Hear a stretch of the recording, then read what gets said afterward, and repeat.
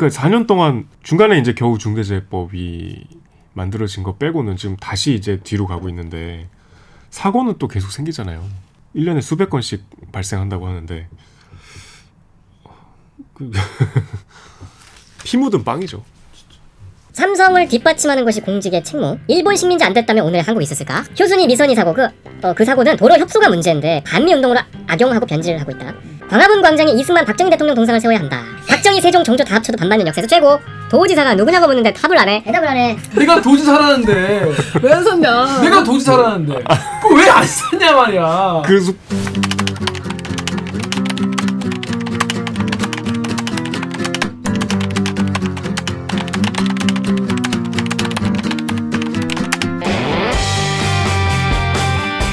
듣다 보면 빠개치고 보다 보면 목 막히는데 사이다도 안 주는 본격 고구마 섭취 방송 댓글 읽어주는 기자들.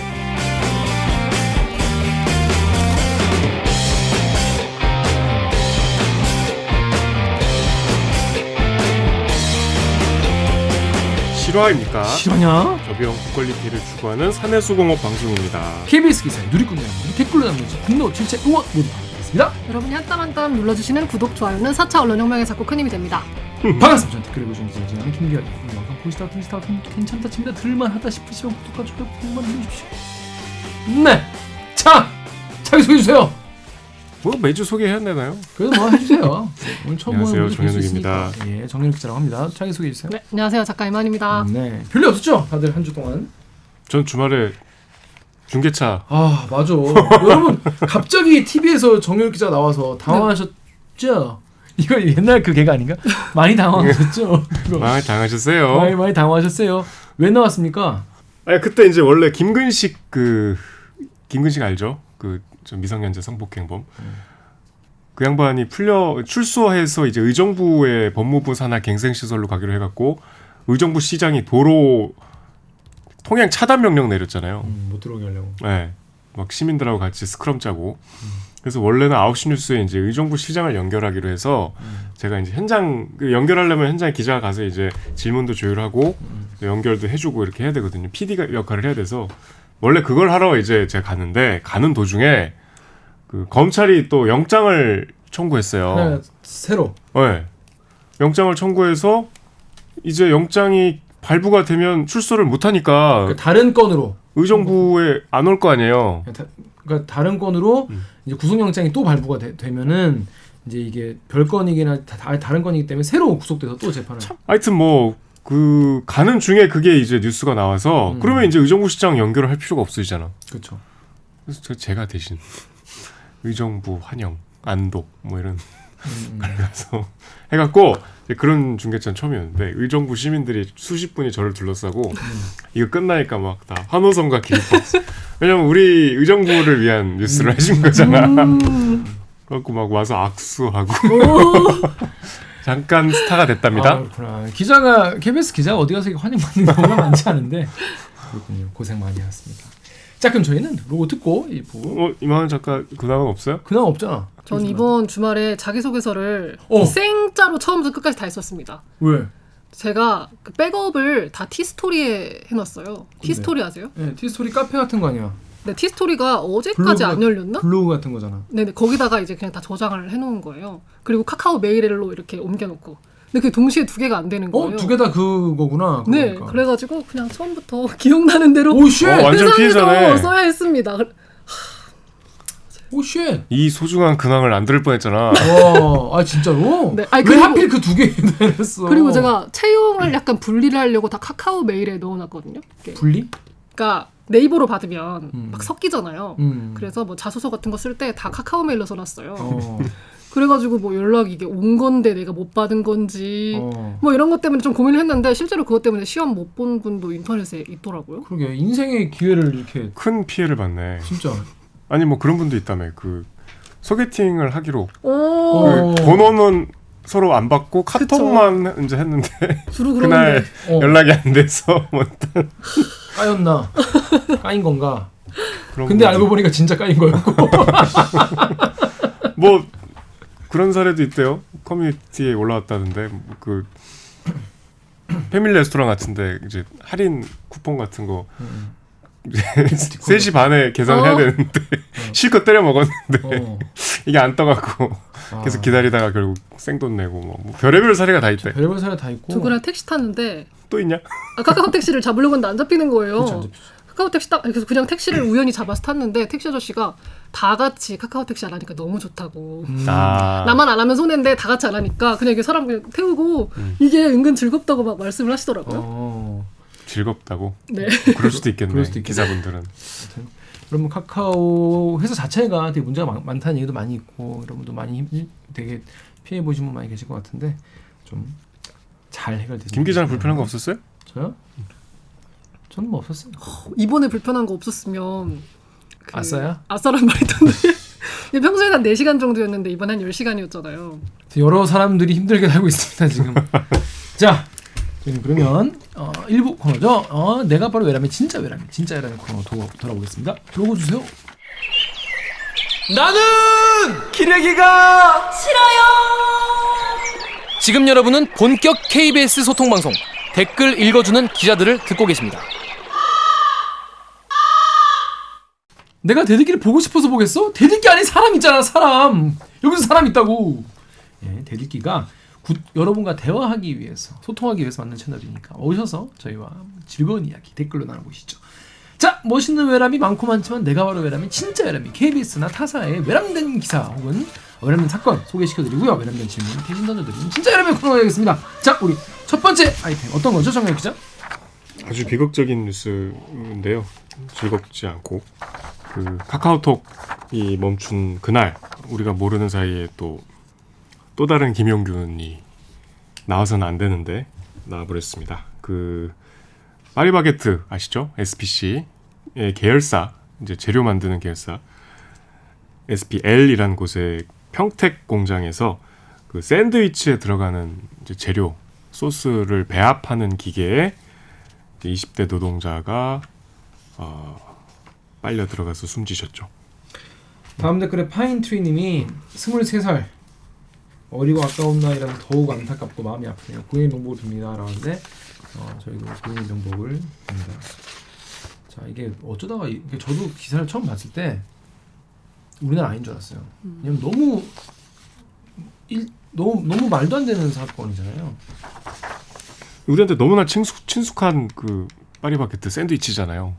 뭐 거기에 들어가는 재료니까 사실은 뭐 이게 공장 규모가 우리가 생각하는 뭐 그러니까 이를테면 제철소 같은 데랑은 좀 분위기가 다를 것 같은데 그 재료를 섞는 이제 배합기가 있는데 저도 이제 이번에 보도를 통해 처음 봤는데 이 재료를 이렇게 넣고 끝이 아니고 이렇게 계속 이렇게 섞어줘야 되는데요. 그리고 이렇게 넣은 재료를 또 이렇게 잘 배합을 해주는 작업을 해야 되는데 이제 정확한 이유는 뭐 알 수 없습니다만 1m 정도 되는 이제 기계인데 고기 이렇게 숙여서 이렇게 했겠죠. 근데 뭐 미끄러졌을 수도 있고 뭐 앞치마가 꼈을 수도 있고 여러 가지 가능성이 제기되는데 이제 하여튼 작업 중에 그렇게 되신 거죠. 근데 이제 여기 댓글 나온 것처럼 당시에 그러니까 원래 기계가 자동적으로 멈춰야 되는데 멈추지 않았고 그다음에 CCTV가 없었고 2인 1조 작업을 하지 않았고 물론 회사에서는 2인 1조였다고 하는데 같은 그 2인 중에 한 분은 다른 업무를 하고 있었어요. 그럼 그건 2인 1조가 아니지. 그건 1조가 아니지. 네. 그러니까 역시나 이 중대재해처벌법의 어떤 적용 대상이 될 가능성이 높은 사고입니다. 루리 댓글 네, 로리엘의 리플렉스님이 일해본 사람들이면 2인 1조가 말이 됨? 화장실조차 제때 못 가는 구조인 거지. SPC 계열 노동환경 해린 거는 유명하잖아. 근무 수칙으로 해서 어물쩡 사람 탓으로 몰고 가는 거지. 또 유튜브 댓글에 림림님이 이 시대에 안전 멈춤 장치가 없는 게 말이 되나? 그래서 이 보면은 문제의 기계가 안전 수칙 기준을 충족하지도 않았고 이물질이 들어가면 자동으로 멈추는 인터락 그러니까 비상 제동 장치도 없었다고 합니다. 덮개나 멈춤 기능이 없어서 안전 기준에 못 미치는 배합기는 이거 말고도 더 많이 있다고 합니다. 뭐 하여튼 그것 말고도 제일 엽기적인 건 바로 다음 날 그 현장을 흰 천으로 가리고 또 작업을 했다는 거죠. 그러니까 계속 재료를 끊이지 않고 납품을 해야 되니까 그랬다는 게 회사 설명인데 이게 어떻게 그 끔찍한 참혹한 현장 바로 옆에 노동자들한테 또 이래 이렇게 한 거잖아요. 그 참 믿겨지지가 않는데 제가 여기 다음 댓글 제가 읽고 갈게요. 다음에 메밀졸라님이 아무리 각박하고 장사가 중요해도 앞길 창창한 젊은이가 끼어 죽었는데 칸막이 하나 쳐놓고 계속 빵 만드냐? 이게 진짜 니네 인간이냐? 그리고 덕후에는 익명으로 사망자 수습을 동료 직원이 했다는데 다음날 정상 근무 투입했다는 게 돌았냐? 인간이냐? 라는 말씀. 또 이런 댓글도 있었어요. 네버의 디오 땡땡님이 말도 안 되는 소리 하지 마라. 저 밑에 딸린 점주, 직원들, 기사들 하루만 멈춰도 경제적 손실이 얼만데 자본주의 사회에서 경제 활동과 사고는 별개로 보는 게 맞는 거야. 이런 댓글도 있었습니다.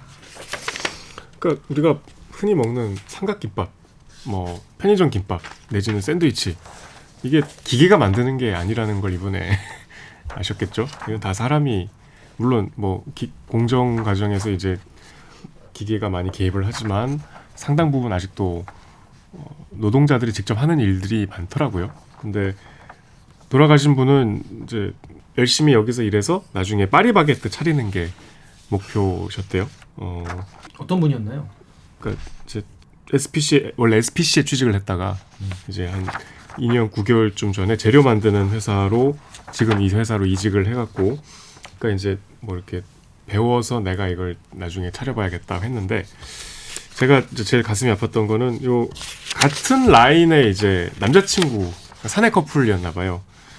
남자친구가 이제 그날 교대를 하고 얼마 안 있다가 그러니까 이제 먼저 갈게 그럼 고생해 이러고 이제 남자친구 먼저 퇴근해서 카톡을 하는데 이제 대답을 안 하니까 계속 걱정이 돼서 막 카톡을 보내고 이 남자친구 분께서 이제 카톡 일부를 공개하셨는데 아 내용이 너무 슬퍼요. 그러니까 이제 돌아가신 분이 오빠는 야간을 하지 마라 뭐 이랬나 봐. 본인은 야간 업무를 지원하고 그래서 막 하소연을 해요.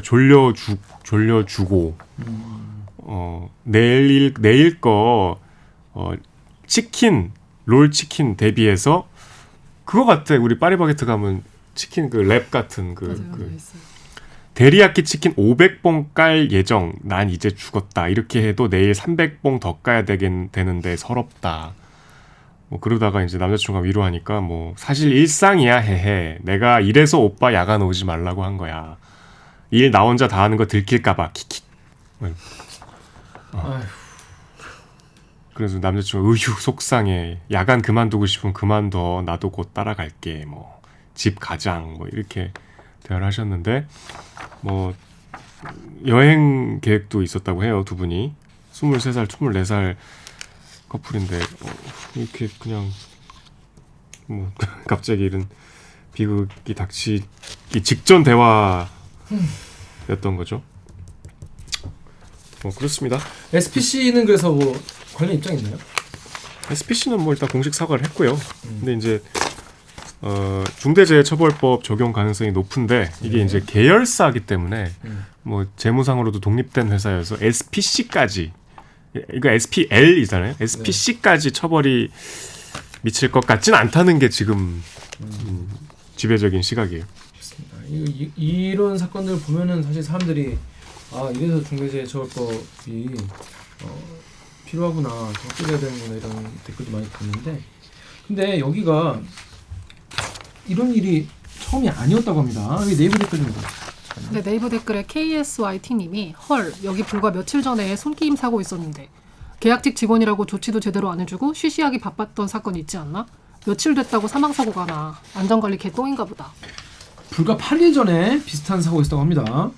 SPC그룹 계열의 제빵 공장에서 9월부터 기간제 계약직으로 일하게 된 김모 씨가 7일에 작업하다가 손을 다쳤다고 합니다. 빵 재료 옮기는 컨베이어 벨트를 청소하다가 손이 말려 들어갔다고 합니다. 근데 뭐 훈계만 들었다는 거죠? 네, 훈계만 들었다고 해요. 누가 신임한테 이런 거 시켰냐? 청소하는데 벨트 왜 안 껐냐? 청소하면 당연히 벨트 끄고 해야 되는 거 아니야? 근데 이제 그것도 모를 정도로 초보자한테 그걸 알려주지도 않고 시켰다는 거겠죠. 그냥 맡긴 거구나. 그래서 이제 그랬더니 다 같이 쳐서 그냥 혼났고 말았다는 거예요. 그래서 병원에 가겠다고 했지만 회사가 그를 보건실로 데려갔고 기간제네? 기간제면 자기네가 알아서 해. 아웃소싱 업체가 어딥니까? 연락은 드릴게요. 병원 알아서 가세요. 이렇게 얘기했다고 합니다. 또 이 이후에 병원에 갔더니 처음 듣는 그러니까 병원에 연락을 하겠다고 해놓고 결국 연락을 안 했다고 하더라고요. 왜? 회사 측에서 그냥 이제 별로 신경을 안 쓴 거죠. 응급 조치를 못 받았대요. 근데 이제 어쨌든 고용노동부가 현장 조사를 했는데 이제 아까 말씀하신 대로 안전 장치들을 제대로 안 했다는 거는 명확하게 드러났고 그래서 이제 안전관리자를 산업안전보건법 위반 혐의로 조사 중이래요, 고용노동부에서. 뭐 지금 진행 중이기 때문에 뭐 어떻게 될지 모르지만 SPC까지 이제 갈지는 좀 지켜봐야 되고. 근데 말씀대로 이 기계가 상당히 이제 위험한 상황이 직전에 드러났는데 아무 조치를 안 한 거죠. 그렇게 우리가 매일 먹는 빵이 그렇게 만들어졌습니다. 돌아가신 분은 이번에 한 분이겠지만 그동안 그 위험한 상황에서 계속 만들어 오신 거잖아요. 수많은 분들이. 그래서 이번에 댓글을 보는데 저는 좀 중대재해처벌법에 그래도 반대하는 댓글을 찾으려고 했거든요.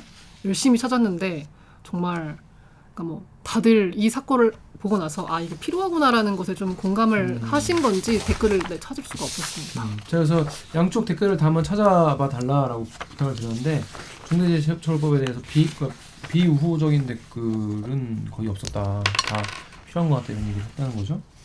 그래서 네이버에도 RYOG 땡땡님이 죄송한 거 알겠고 중대재해처벌법 따라서 처벌 달게 받아라. 근데 기재부가 지금 그러니까 정부가 중대재해처벌법을 완화하는 개정안을 전달했다고 하는데 이게 이제 법을 뭐 입법을 하는 기관은 국회니까 또 국회는 지금 민주당이 다수당이니까 야당이 다수당이라서 정부 마음대로 법을 바꾸기가 어려운 환경이죠. 법을 고치기도 어렵고 법을 새로 입법하기도 어렵고 그래서 자꾸 시행령, 법 밑에 있는 법령으로 법의 취지를 훼손하는 시행령을 자꾸 만들고 있어요.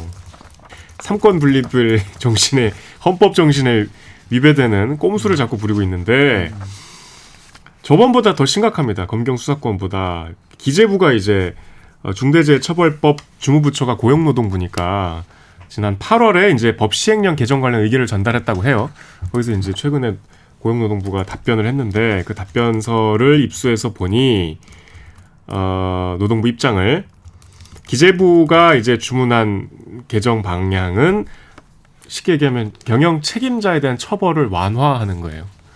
그러니까 원래 이제 종사자 안전 보건 확보 의무를 이행하지 않아서 중대 재해가 발생한 경영 책임자를 1년 이상 또는 1년 이상 징역 또는 10억 원 이하 벌금 처하도록 했는데 이거를 고의나 반복적으로 위반하는 경우에만 처벌하는 그렇게 고의로 위반하는 사람이 누가 있겠어?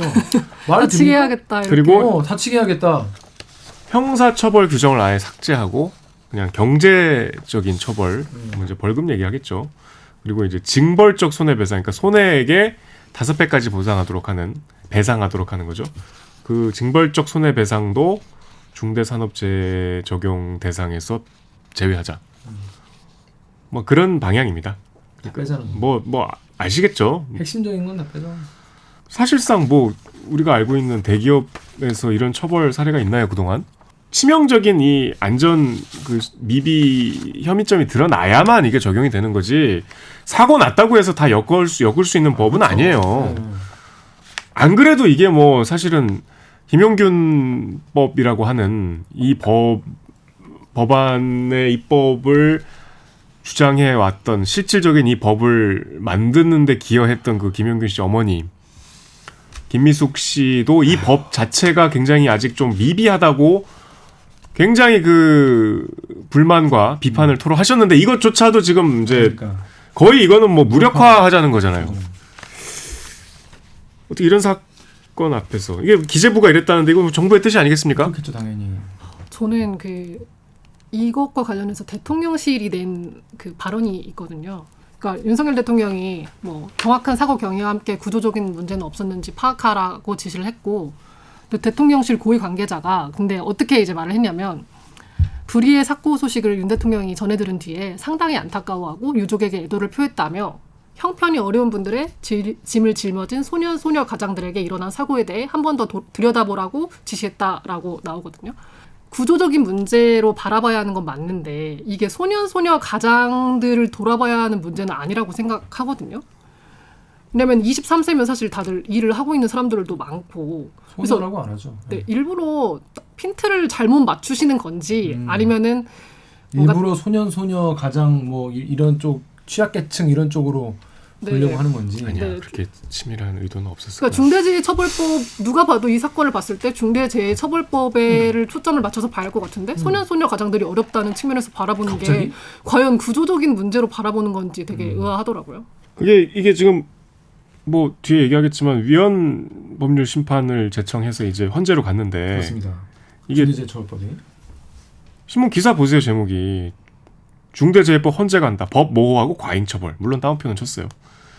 그리고 음주운전 살인보다 형량 높은 중대재해법. 뭐 제목이 이래요 다. 네, 댓글이 그러던데.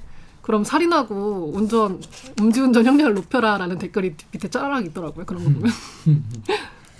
하여튼 이게 거의 지금 쌍방향으로 존폐 위기에 처한 법인데 마치 이제 그 법의 필요성을 이렇게 사례로 보고 싶지 않은데 때마침 이런 사고가 참 생긴 거죠. 뭐 이게 사실 국민들이 이 법의 필요성 같은 거를 절실히 느끼시면은 이거에 대해서 또 함부로 또 바꾸지 못하지 않을까 싶기도 해요.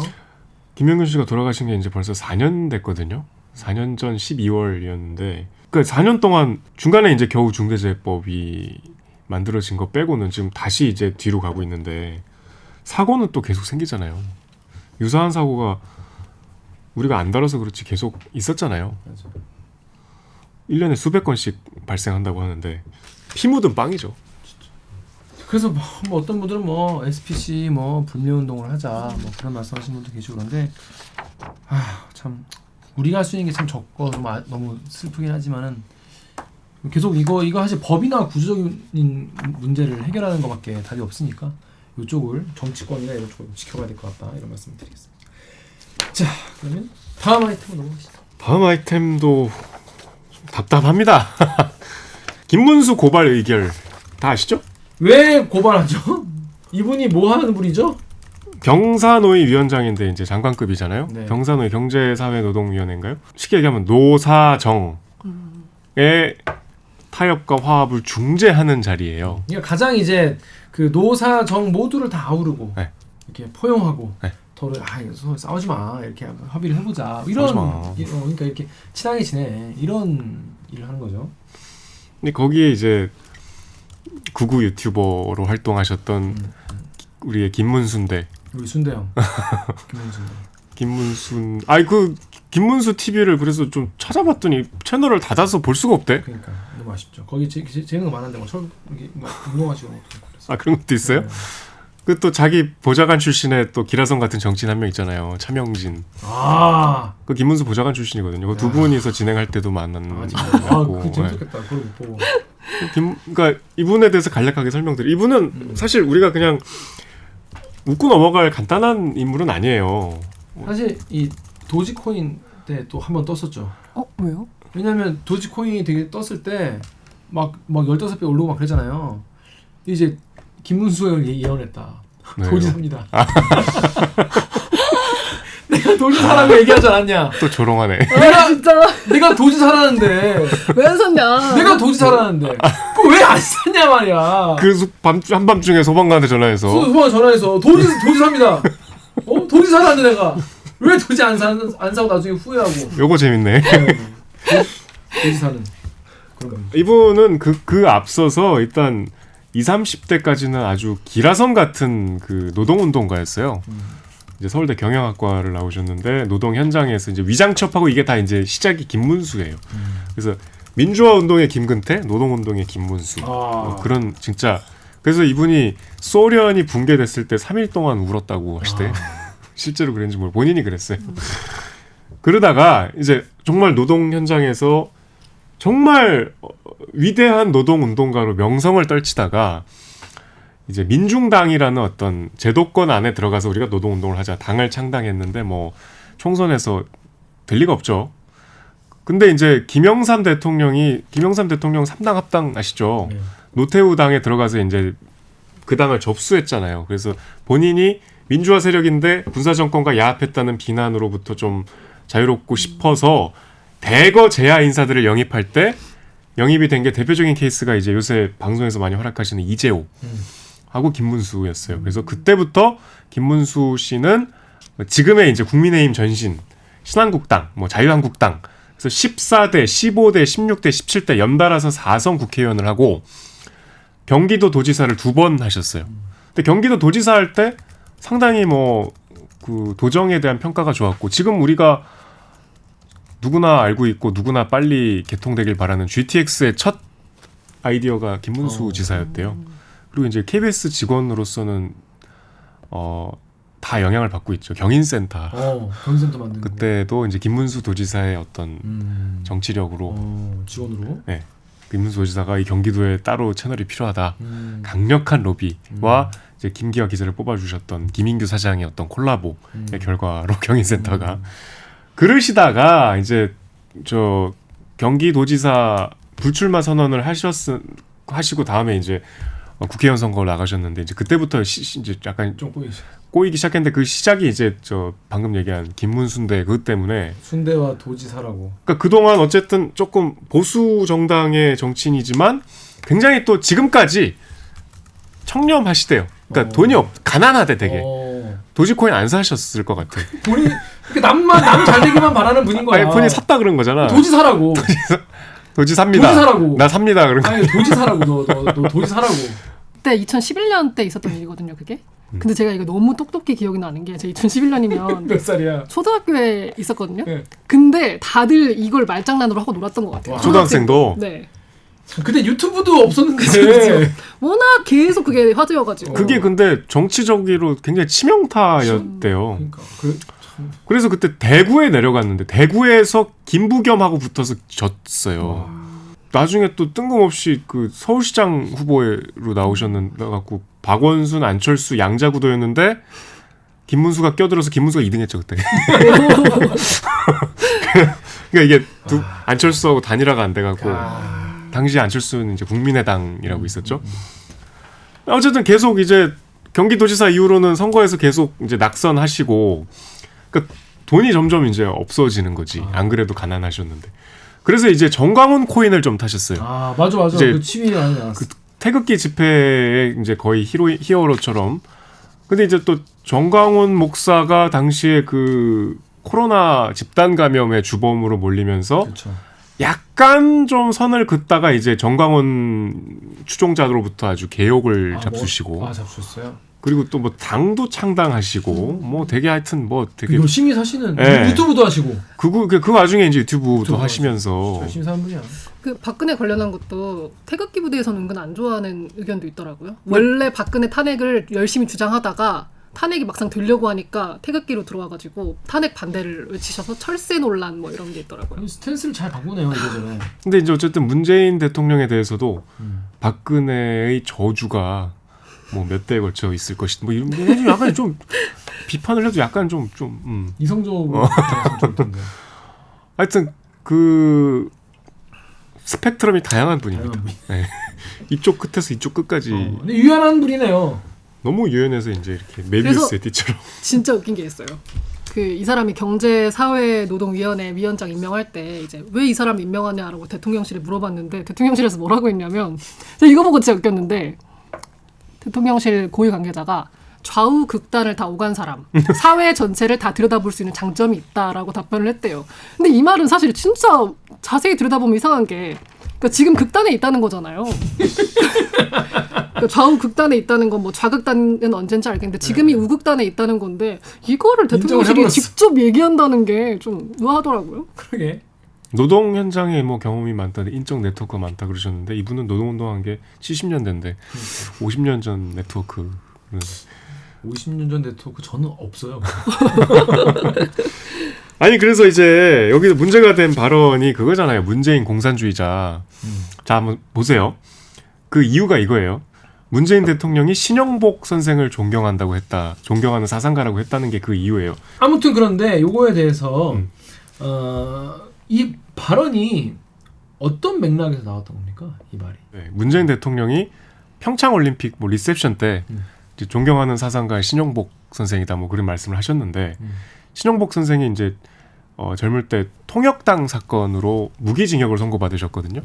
68년에 이제 당시 중앙정보부에서 수사를 했는데 통역당 사건은 우리가 보통 무슨 혁당, 인혁당에 좀 익숙해서 뭔가 용공 조작 사건 같잖아. 근데 그거는 몇 안 되는 좀 실체가 있는 진짜 간첩들이 진짜 간첩 사건. 그 김일성이 남한의 어떤 혁명을 이렇게 일으키기 위해서 지하 조직을 만든 게 이제 통역당인데 거기 보면 이제 김일성주의 뭐 이제 김기화 기자가 대학교 다닐 때까지 남아 있었던 이제 NL 사상, 주체 사상을 신봉하는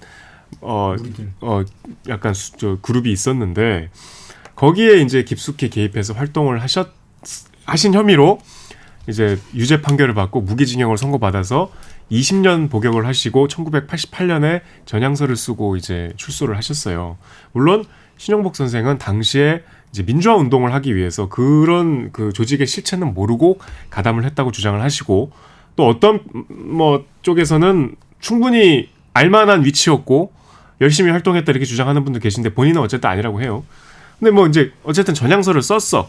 그리고 그 뒤에 이제 나와서 성공회대 석좌 교수까지 하시면서 많은 이제 정치인들의 스승으로 신영복이 김문수가 보기엔 공산주의자야. 김일성을 숭배하는 김일성주의자야. 근데 문재인 대통령이 신영복 선생을 존경한다고 했어. 그러면 문재인 대통령도 공산주의자다. 이렇게 얘기한 거예요. 그 생각에는 자기 변함이 없다. 자, 근데 이거에 대해서 이런 댓글이 있었습니다. 네이버 댓글 작가님 읽어주세요. 네이버 댓글에 DUDG님이 표현의 자유다 공산당들아. 김문수 의원님 응원합니다. 또 네이버 댓글에 YH73님이 아니 개인적인 생각을 민주당 놈들이 물어보니 개인적인 생각을 거짓 없이 말했는데 이게 고발할 사건이냐? 또 FM코리아 댓글에 AOIOI님이 국감장인지 유튜브 방송하는 자리인지 구분을 못하네. 전용기 웃는 거 봐. 이걸 문해하는 표정. 그러니까 이런 댓글도 있었어요. 그러니까 이게 표현의 자유인데 왜 그렇게 뭐라 하냐? 그렇게 생각할 수도 있지. 그럼 개인적인 생각 물어봤는데 그럼 솔직하게 대답을 하는 게 맞지. 왜 그러냐? 그리고 또 김현정 뉴스쇼 나와서도 맞다. 나는 그렇게 생각한다. 지금도 생각이 다른 게 없다. 총살시켜야 된다. 이런 얘기를 했어요. 총살. 아니 그리고 그 발언들이 뭐 이를테면 민주노총은 뭐 김정은 기쁨조? 노조는 머리부터 세탁을 해야 된다고 예전에 하셔서 뭐 그 사과하라 그랬는데 사과 안 했어요. 그 뭐 아까 민주노총 김정은 기쁨조 그 얘기까지 같이 하셨는데 뭐 맥락을 딱 띄워놓고 그것만 지적하는 것은 뭐 부당하다 해서 사과 안 하셨어요. 뭐에 대해서? 노조는 머리부터 세탁해야 된다. 머리부터 뭐 더러우면 머리부터 세탁해야겠죠. 아니 근데 거듭 말씀드리지만 이 경산호위 위원장은 사회적 대화 그쵸. 그거를 이제 주선하고 주도하고 사실상 그 이끄는 자리예요. 그러니까 주체들의 갈등을 봉합하는 자리란 말이에요.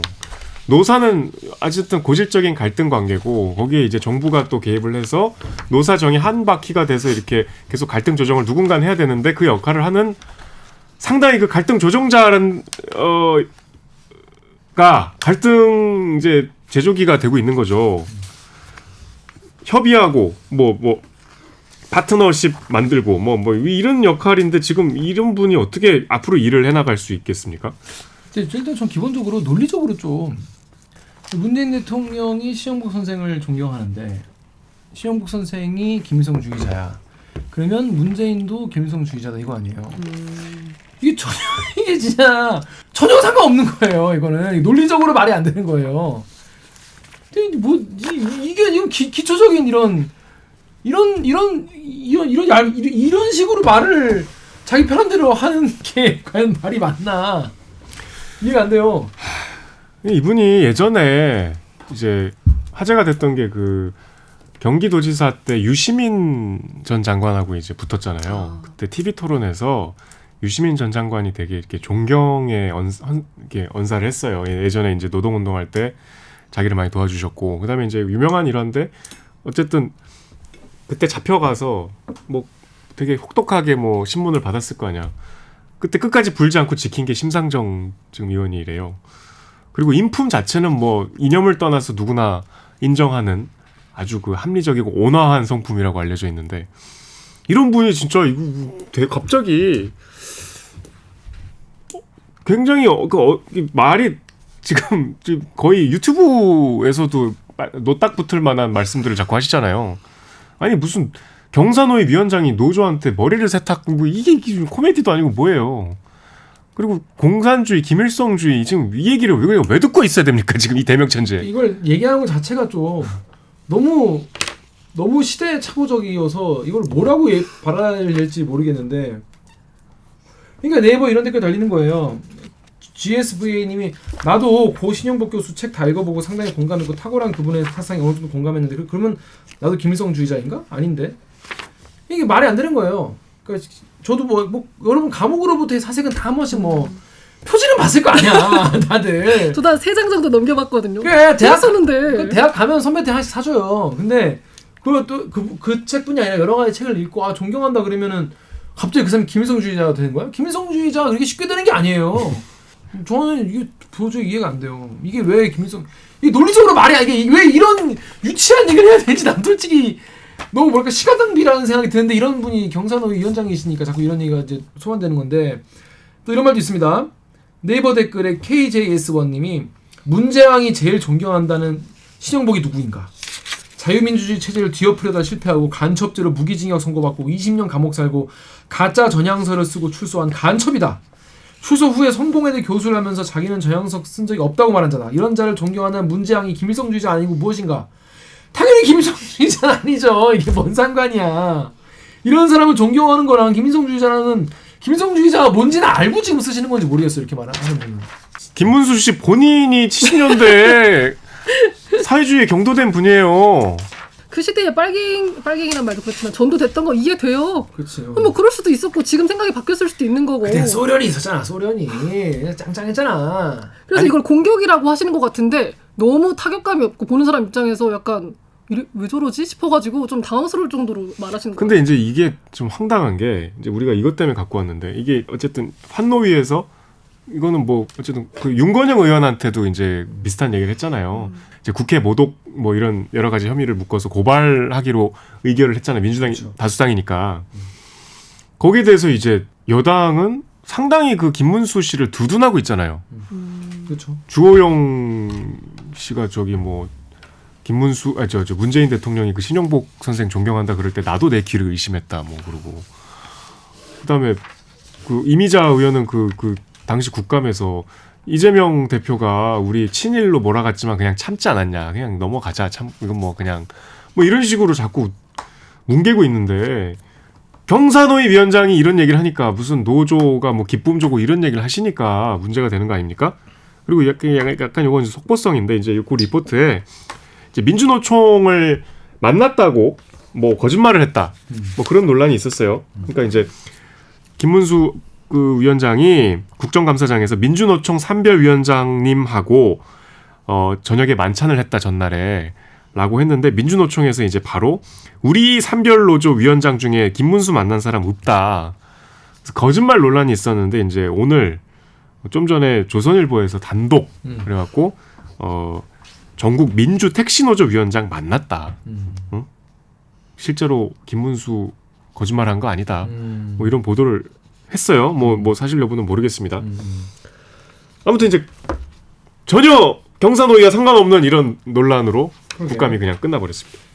저는 기본적으로 이 뭐 총살시켜야 돼 이런 표현 자체가 너무 올드하고 너무 과격하고 너무 신뢰가 안 가잖아요. 너무 신뢰 안 가고 약간 그런 너무 정말 이런 말씀드리기 죄송하지만 너무 예스러운 표현이잖아요. 기본적으로. 장난 같죠, 그냥. 오히려 북한식 표현 같아요. 오히려 그게 더 김일성 같아. 총살 김일성 너무 옛날 얘기잖아요. 근데 뭐 문재인 총살 이런 멘트 자체가 좀 약간 너무 품격 없다는 생각이 좀 들고, 뭐 문제 있다라고 얘기하면 되잖아요. 문제 있다고 생각이 들면 이거 뭐 이렇게까지 품격 없게 말하는 분이 과연 경사노를 잘 이끌어갈 수 있을지 모르겠네요. 대화를. 한때 이제 박근혜 대통령 때 종북이란 단어가 아주 그 사상 검증의 어떤 리트머스였죠.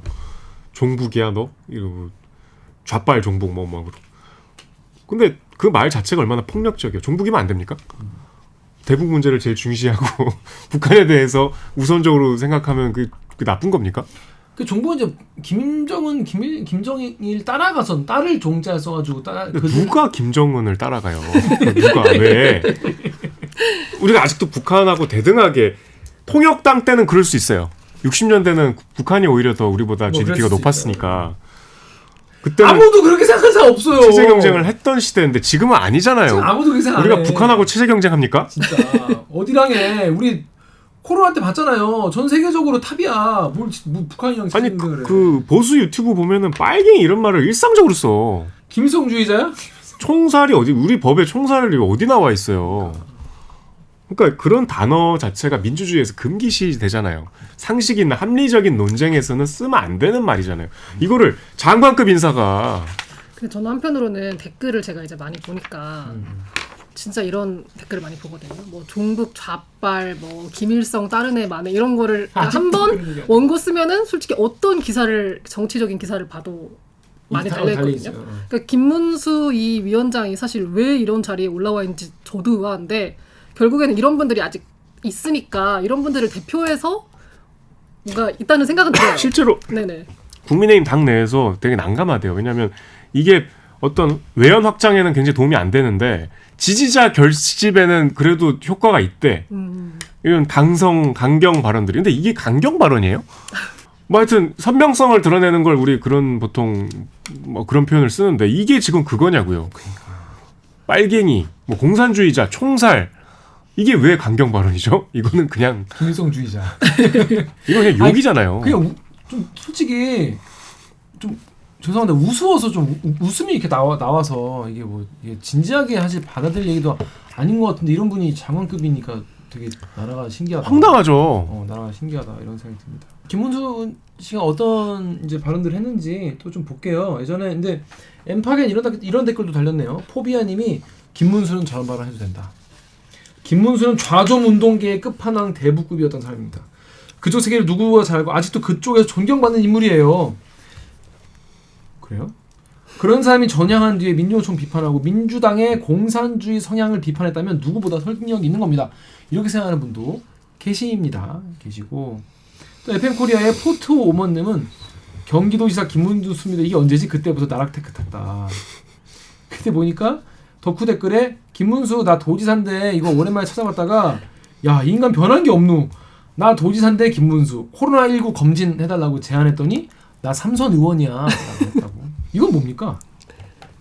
이거 코로나 그 당시 이 김문수 위원장이 정광훈 목사하고 같이 이렇게 태극기 집회를 해가지고 논란이 있었잖아요. 그래서 그때 집회 이후에 이제 자가격리를 해라라고 이렇게 코로나19 지침에 따라서 이제 있었어야 했는데 안 하고 국회에 온 거예요. 그래서 경찰이 이러지 말고 코로나 검사19 지금 검사를 받아라라고 얘기를 했는데 이제 이 김문수 위원장이 내가 삼선 위원인데 이러면서 이제 왜 나를 이렇게 억압하냐 하고 아무튼 아무 상관없는 그러니까 코로나는 계급과 직책과 학력과 지역을 상관없이 그냥 걸리는 거잖아요. 나 김문수인데. 그러니까 나 김문수인데 왜 코로나 검사라고 하냐. 아니 씨 코로나 검사라고요. 누가 뭐래? 바이든도 걸려요. 누가 김문수 아니래? 누가 삼선 의원 아니래? 코로나 검사라고. 그때 됐고 이래야 되는데. 그러니까 됐고. 야 진짜 이런 보니까 이게 사실 하나를 보면 열을 안다는 표현 있지 않습니까? 이분 되게 근데 일관성은 있다. 일관된다. 자신의 직책을 그러니까 이게 여러분 이 대화할 때 그렇잖아요. 자기 직책이나 지위를 자꾸 강조하거나 오빠가 살게 뭐 이런 오빠가 입에 붙은 놈들 믿지 마라 이런 말 있잖아요. 네. 오빠가 해줄게 이런 놈들 믿으면 안 된다 이런 얘기가 있는데 그러니까 그만큼 자기 지위나 이런 걸로 상대에게 이제 뭔가 어필하려고 하고 뭔가 또 이렇게 강하게 주장하려고 하는 분들을 믿으면 안 되는데 이분은 좀 그런 스타일이시네 보니까 사람이 되게 일관돼. 근데 여기 뒤에 우리 김문수 망원 보니까 이게 아까 제가 뭐 온화한 있고 그것도 아니네요. 김문수의 7대 망원이라고 해서 커뮤니티에 돌고 있는 게 있어가지고 제가 정리해봤습니다. 정연욱 기자 좀 소개해주실래요? 삼성을 뒷받침하는 것이 공직의 책무. 이거 2007년. 2007년에 그랬다. 일본 식민지 안 됐다면 오늘의 한국이 있었을까? 이거 유하네요 이런 말도 이제. 야, 이거 뭐 정진석 의원만 그런 게 아니야. 근데 이거를 왜 부천 상공회의소 신년 인사에서 이런 얘기를 하죠? 뭐 100번 양보해서 뭐 아베를 만나서 뭐 그랬다면 분위기를 맞춰주려고 그랬나? 뭐 이런. 그러면 안 돼. 효순이 미선이 사고 요새 많이들 모르시더라고요. 2002년에. 여동생 장갑차 사건이라고 유명한 효순이 미선이 제가 참 되게 저에겐 되게 각별한 이르는데 효순이 미선이 이 중학생들이 이제 도로에서 미군 장갑차에 이제 치여서 깔려서 사망한 사건이죠. 그 사고는 도로 협소가 문제인데 반미 운동으로 악용하고 변질하고 있다. 뭐 이거를 이제 도지사 할 때 원래 조회에서 뭐 2008년에 하셨대요. 광화문 광장에 이승만 박정희 대통령 동상을 세워야 한다. 뭐 이건 그러다 쳐. MB는 박정희 세종 정조 다 합쳐도 반만년 역사에서 최고.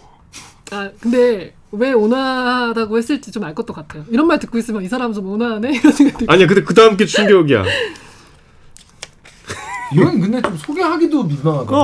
아니 근데 이건 뭐 유명한 얘기긴 이런 하죠. 얘기야? 난 처음 봤는데. 저도 처음 봤어요. 너무 충격적인데. 그러니까 갑자기 사람이 좀 달라 보이죠. 춘향전은 변사또가 춘향이 따먹는 그 뭐 이런 말을 진짜 했단 말이야? 조찬회에서 하셨대요. 최고 아니, 경영자 아침부터 조찬회에서. 이런 얘기를 하셨다고? 그러니까 뭐 술은 안 드신 채인 건 아니 확실한 무슨 것 같아요. 술을 먹고 친구들이랑 뭐 얘기하다 한 것도 아니고 하여튼 나 이거 좀 입에 이몽룡 비하 발언들. 입에 담기도 정말 끔찍한 그런 멘트. 그다음에 이제 그 유명한 도지사가 누구냐고 묻는데 답을 안 해. 대답을 하네. 나 김문수인데 좀 김문수인데라는 순대집이 정말 어디 있을 법할 정도로 유명하죠. 이 사건 한 방으로 정말 참 사람이 참. 그러니까 이제 모두가 다 존경하는 직업 중에 이제 소방관 건드려서는 안 될 그렇죠. 직업인데 여지없이 갑질 또 중에서도 이런 사례가 없었죠. 그래서 하여튼 이게 본인의 정치 생명을 단축시켰어요. 이 외에도 문재인 대통령은 총살감이라는 말 2019년 자유한국당 주최 토론회 때 했네요.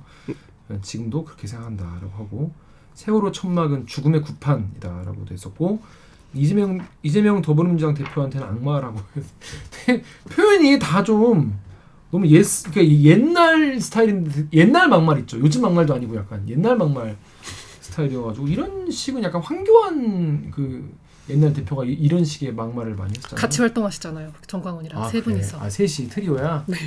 셋이 친하게 지내시고. 셋이 친하게 지내시는 건 좋은데 이런 얘기 자꾸 하시면 이거 앞으로 어떻게 중재를 해 나가실지 합의를 사회적 대타협을 어떻게 도출하실지 기대가 하시는 됩니다. 거죠? 뭐 아직까지는 뭐 업데이트된 소식이 없네요. 윤석열 대통령이 임명한 거죠? 윤석열 대통령밖에 임명할 사람이 없죠. 그렇군요. 알겠습니다.